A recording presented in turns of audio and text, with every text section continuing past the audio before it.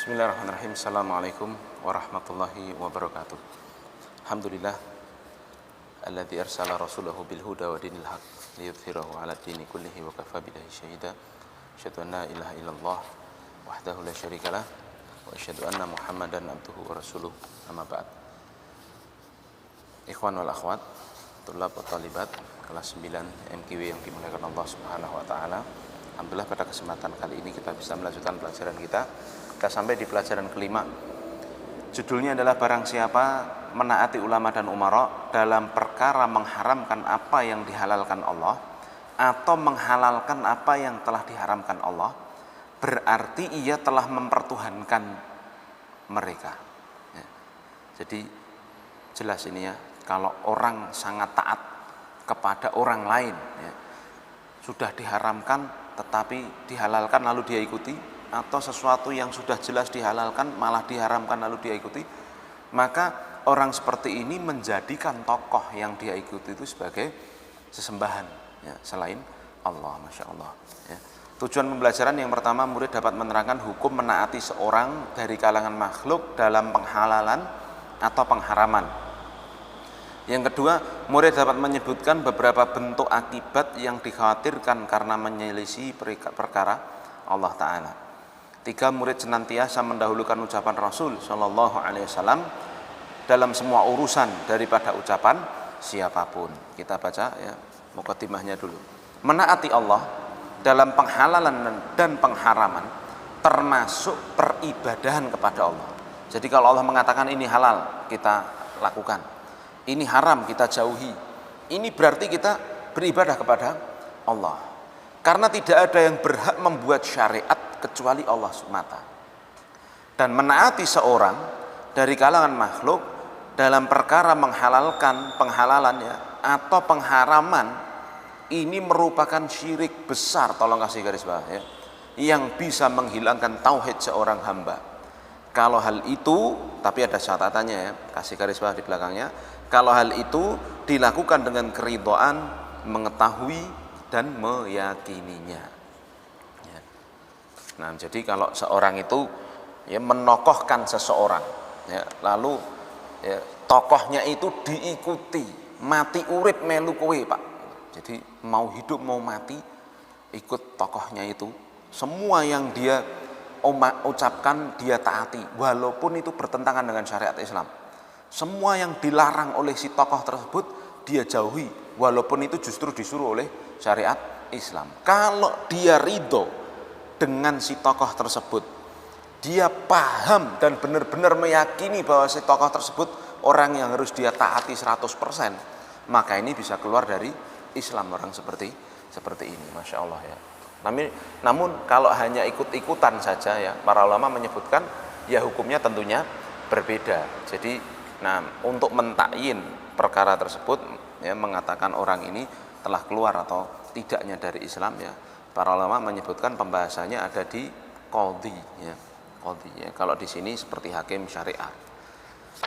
Nah, ya ini kaidah umumnya seperti itu ya, dan di sini dibawakan 2 dalil ya oleh penulis. Yang pertama, qala Ibnu Abbas radhiyallahu taala anhu, berkata Abdullah bin Abbas radhiyallahu taala anhu, yushiku an tanzila alaikum hijaratan minas samai.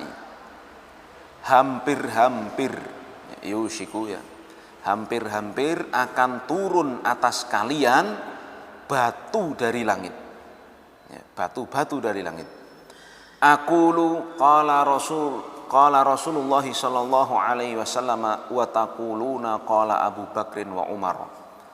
Aku berkata, Rasulullah sallallahu alaihi wasallam bersabda demikian, tetapi kalian membantah ya dengan perkataan Abu Bakar dan Umar ya. Maksudnya bagaimana ini? Ya kita langsung di pokok pembelajaran. Yang pertama ya, maksud dari athar dari Ibnu Abbas ini ya adalah wajib mendahulukan ucapan Rasul sallallahu alaihi wasallam atas ucapan yang lainnya. Abdullah bin Abbas mengkhawatirkan turunnya batu dari langit menimpa orang-orang yang mendahulukan ucapan Abu Bakar dan Umar di atas ucapan Rasulullah Shallallahu Alaihi Wasallam. Ya. Kenapa? karena keimanan terhadap Rasul mengharuskan untuk mengikutinya dan mendahulukan ucapannya atas ucapan siapapun, meskipun terhadap ucapan Abu Bakar dan ucapan Umar radhiyallahu taala anhuma. Maka bagaimana dengan orang yang meninggalkan ucapan Rasul karena mengikuti orang yang kedudukannya di bawah Abu Bakar dan Umar? Maksudnya begini ya, untuk lebih menjelaskan lagi, maksudnya begini ya, ini sebenarnya ada sebab kenapa kok Abdullah bin Abbas mengucapkan kalimat ini ya. Jadi ketika itu ya, Abdullah bin Abbas ditanyai tentang hukum suatu perkara. Lalu Abdullah bin Abbas menyebutkan Rasul berkata demikian dalam perkara tersebut. Nah, ya, lalu orang itu membantah, oh enggak ya Ibnu Abbas, Umar itu mengatakan demikian. Ya. Nah, maka Abdullah bin Abbas seketika mengucapkan kalimat ini. Ya, saya khawatir batu dari langit akan Allah kirimkan untuk menghujani kalian. Wong saya jawab pertanyaan kalian itu dengan hadis Rasul, kok kamu bantah dengan perkataannya Umar. Ya. Nah, ini perlu kita pahami. Ya. Yang pertama bahwa sesungguhnya perkataan Abu Bakar dan Umar insya Allah tidak akan ada yang bertentangan dengan perkataan Rasul. Ini sebagaimana dalam syarah kitab Tauhid yang lainnya disebutkan oleh para ulama ya, mendudukkan perkara ini seperti itu dulu yang pertama. Jadi sesungguhnya perkataan Abu Bakar dan Umar ini tidak menyelisih perkataan Rasul insyaallah taala. Lalu yang kedua, yang salah paham si yang tanya itu sebenarnya ya, dia yang mungkin memahaminya kurang benar, lalu dia benturkan antara kalimat Rasul dan kalimatnya Umar bin Khattab dalam perkara ini. Nah, kemudian yang ketiga untuk memahami hadis ini ya, kita itu wajib mendahulukan Al-Quran dan hadis Nabi ya. Selain itu, kalau bertentangan dengan itu, wajib kita ikutkan dengan dalil yang benar, dengan Al-Quran dan Sunnah ya. Tidak boleh bagi kita itu mendahulukan ucapan siapapun di hadapan Allah dan Rasulullah ya. Nah, ini juga terjadi ya dalam kisah yang lain. Umar bin Khattab ya, pernah ya suatu ketika beliau mengatakan kepada Nabi, ya Rasulullah, anta ahabbun nasi ilayya ya, engkau itu wahai Rasul adalah orang yang paling aku cintai ya, lebih kucintai, bahkan ya dalam satu riwayat lebih kucintai daripada siapapun kecuali diriku sendiri, kata Umar ya. Maka kata Nabi ya, jadi Umar itu tadi mengatakan engkau itu lebih kucintai dari apapun ya Rasul kecuali diriku sendiri gitu loh.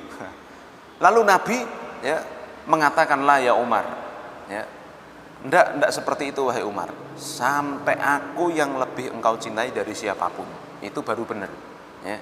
Maka Umar pun meralat ya perkataan beliau, engkau adalah manusia yang paling kucintai termasuk di atas diriku sendiri ya. Maksudnya apa hal itu?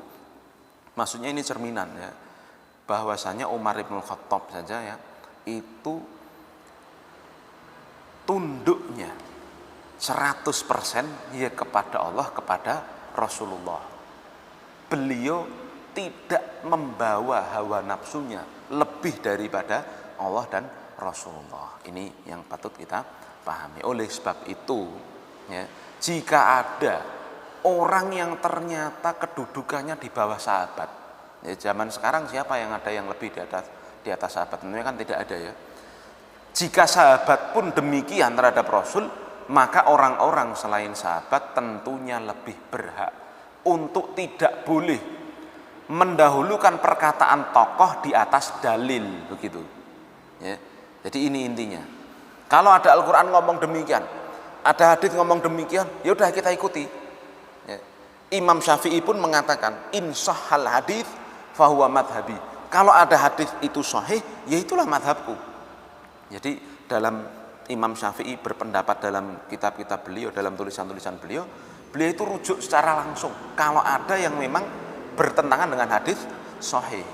Nah, jadi ini ya, jangan sampai seperti orang-orang zaman sekarang ya, pengajian buka Al-Quran, buka hadis, penak wae ngomong menurut pendapat saya Al-Quran ini, ayat ini bermakna demikian.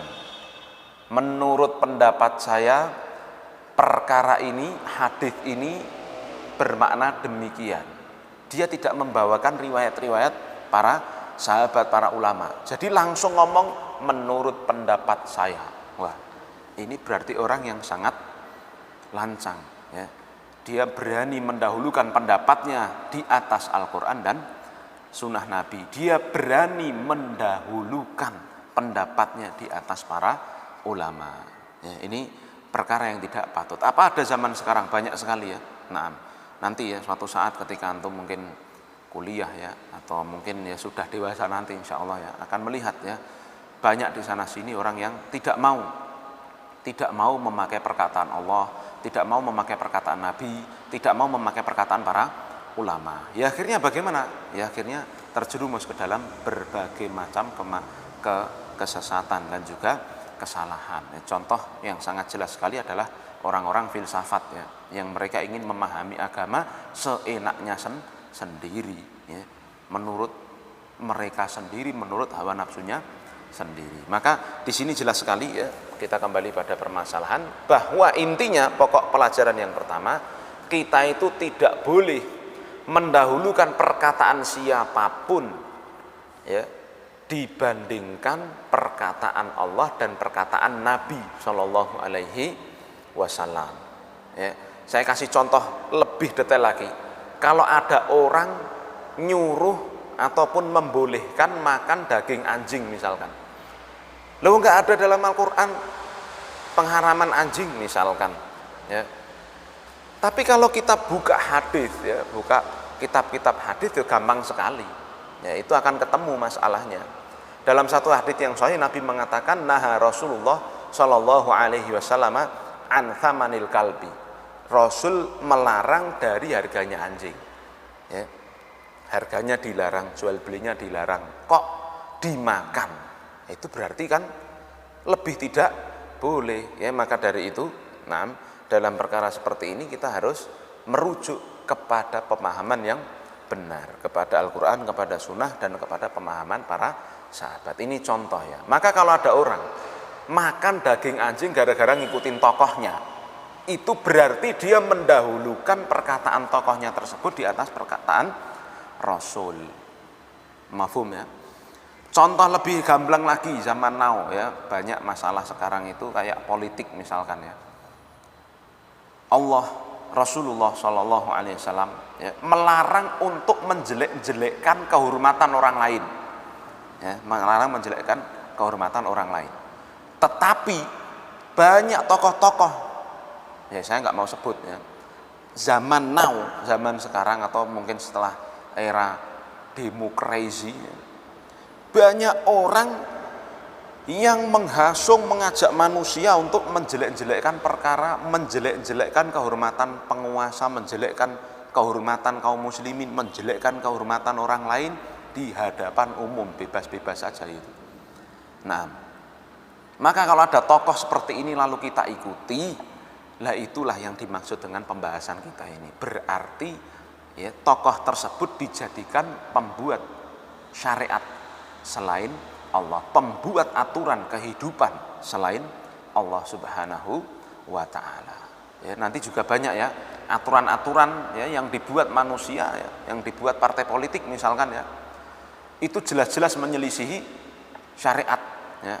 Misalkan ada orang atau aturan-aturan organisasi tertentu ya, kan ada ya organisasi yang ya begitulah. Ya. Syarat mau ikut organisasi ini harus memukuli orang. Loh ini kan bertentangan dengan syariat. Syarat ikut organisasi ini harus pernah membunuh orang misalkan. Ini berarti kan perkara yang sangat bertentangan dengan syariat Islam. Syarat ikut organisasi ini sudah pernah mengupload video yang tidak pantas di hadapan umum misalkan. Ini kan perkara yang jelas-jelas menyelisih Al-Quran dan Sunnah. Kalau ada orang mengikuti tokoh seperti ini, berarti dia menjadikannya pembuat aturan selain Allah. Ini yang kita masuk dalam bab ini. Nah, ini ya pokok pembelajaran yang pertama. Lalu yang kedua, permasalahan kedua yang dibawakan dalam bab ini ya adalah ya bersumber ya dari perkataan Imam Ahmad Ibn Hanbal Asy-Syaibani rahimallahu taala. Ya, beliau mengatakan ajibtu liqaumin araful isnada wa sihhatahu. Aku heran dengan satu kaum yang sesungguhnya mereka itu mengenal sanad dan juga kesahihan sanad tersebut. Yadhabuna ila ra'yi Sufyan, tetapi mereka lebih memilih pendapatnya Sufyan Ats-Tsauri. Wallahu ta'ala yaqulu, padahal Allah telah mengatakan ya, falyahdharil ladzina yukhalifuna an amri an tusibahum fitnatun aw yusibahum adzabun alim. Hendaknya berhati-hati orang yang menyelisihi perkaranya, yaitu mereka memaksiati perintah Allah dan Rasulnya Shallallahu Alaihi Wasallam, ya, menyelisih perkara Allah dan Rasulnya. Apa yang akan terjadi? Antusibahum fitnah, mereka itu akan tertimpa fitnah atau tertimpa adab yang pedih. Lalu Imam Ahmad menafsirkan fitnah di sini.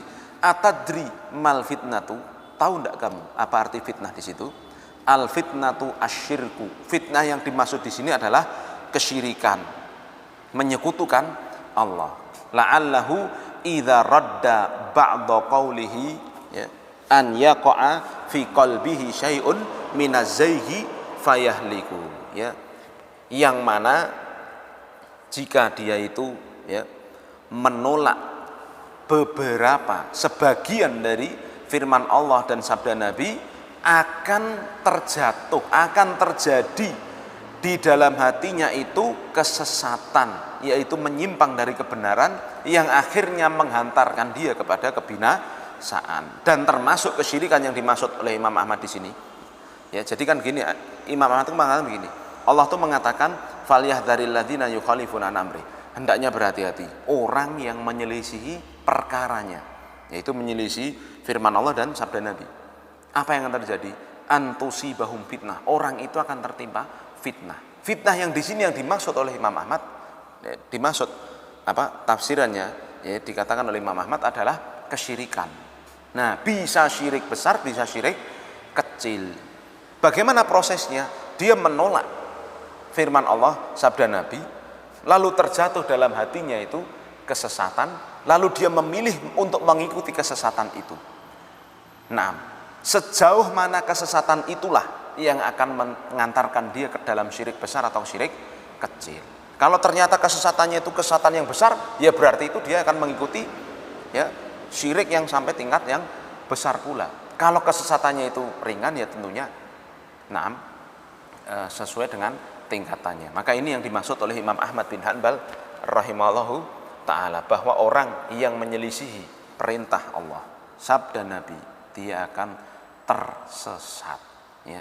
Dan ujung dari kesesatan itu, ya, dia akan terjatuh ke dalam kesyirikan. Dan yang dimaksud dalam bab ini, kenapa kok ini dibawakan, adalah orang yang menjadikan, ya, panutan tokoh yang dia ikuti, padahal tokoh tersebut menyelisihi Allah dan Rasulnya, berarti dia jatuh dalam kesyirikan, mendewakan dalam tanda kutip tokoh tersebut dalam penghalalan, dalam pengharaman. Tapi kita perjelas lagi, ya, ucapan ancaman yang keras, ya, faedah kedua ini ancaman yang keras terhadap orang yang telah sampai kepadanya hujah kemudian menyelisihinya, ya, karena mengikuti ucapan seseorang. Imam Ahmad bin Hanbal mengingkari orang yang mengetahui kesahihan satu hadis dari Nabi Shallallahu Alaihi Wasallam, kemudian meninggalkannya dan lebih memilih untuk mengambil ucapannya seorang imam seperti Imam Sufyan Ats-Tsauri.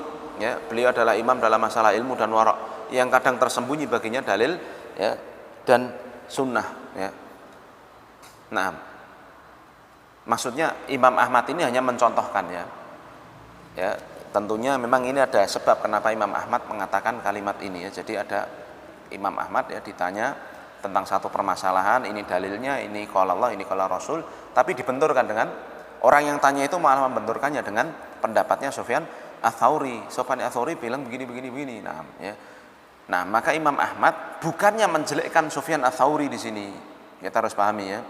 Nah, tetapi Imam Ahmad mengingatkan kita itu wajib mendahulukan kalau sampai pada kita Al-Qur'an, kalau sampai pada kita hadis itu sahih, ya itu yang kita ambil. Jangan sampai justru ngambil pendapatnya manusia. Sebagaimana orang-orang di zaman sekarang ya, sudah jelas-jelas sekali yang namanya daging anjing itu haram. Kok masih dibahas secara fikih? Oh, menurut fikihnya orang ini boleh ini, ya nggak akan ketemu nanti. Nah, maka ini seperti ini yang diingatkan oleh Imam Ahmad. Dan dalam perkara yang lain, kalau imam aja nggak boleh diikuti kalau dia bertentangan dengan dalil, bertentangan dengan hadis dan Al-Quran, ya, tentunya pendapat orang-orang yang jauh dari itu tidak boleh diikuti. Nah, ya. Beliau rahimahullah sebagaimana imam yang lain, ya, tidak ridho kalau ucapannya didahulukan atas ucapan Rasulullah Shallallahu Alaihi Wasallam, ya. Dan juga Imam Ahmad justru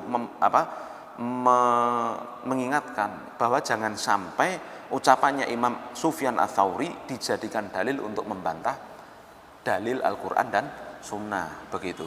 Nah, dan sesungguhnya orang yang telah menolak sebagian ucapan Rasul dikhawatirkan dia akan mendapat salah satu dari hukuman yang tersebut pada ayat tersebut, ya. Ada 3 kan yang disebutkan dalam ayat tersebut, falyahdharil ladzina yukhalifuna an amri, hendaknya berhati-hati orang yang menyelisih perkaranya, antusibahum fitnah au yusibahum adzabun alim, dia akan tertimpa fitnah atau tertimpa azab yang pedih, ya. Di sini dirinci fitnah atau adab yang pedih itu menjadi 3. Orang yang menyelisih perkataan Rasul dan perkataan Allah akan dapat 1 dari 3 ini. Yang pertama, ini penting sekali, tolong dikasih lingkaran atau tanda, ya. Dia akan tertimpa fitnah dalam hatinya, yaitu berupa kesyirikan, bisa syirik besar, bisa syirik kecil, ya. Yang kedua, dia akan ditimpa azab yang menyakitkan di dunia, yaitu bisa dibunuh, ya, dipenjara, dikenakan hukum had. Ini kalau syariat Islam tegak, ya, dijadikan seperti misal kayak di Arab Saudi sekarang ini, mungkin ada orang yang neko-neko ngomong Allah itu tidak ada, misalkan dia nggak percaya sama Allah gitu, misalkan loh, ya. Kalau di Saudi bisa dipenjara orang seperti ini. Tapi kalau di Indonesia, ya, karena sudah menganut sistem demokrasi, ya sebebas-bebasnya orang ngomong di Indonesia itu, ya. Nah, ya, orang di Indonesia jangankan kok ngomong Allah itu tidak ada, ngaku nabi aja tidak apa-apa di Indonesia, subhanallah, ya. Ada nabi-nabi palsu, nabi-nabi baru. Kalau di Saudi langsung bisa dipenjara. Nah, ya. Tapi alhamdulillah, ya, sekarang bahkan kalau ngaku nabi bisa dipenggal itu karena murtad itu, ya. Nah, tapi alhamdulillah di Indonesia juga sudah ada aturan-aturannya, ya, saat-saat ini, ya, bahwa orang yang termasuk melecehkan agama, ya, merendahkan syariat Islam bisa dipidana sekarang, alhamdulillah. Maka, ya, kemungkinan yang kedua, orang yang menyelisih perintah Allah dan Rasulnya dia akan ditimpa azab di dunia.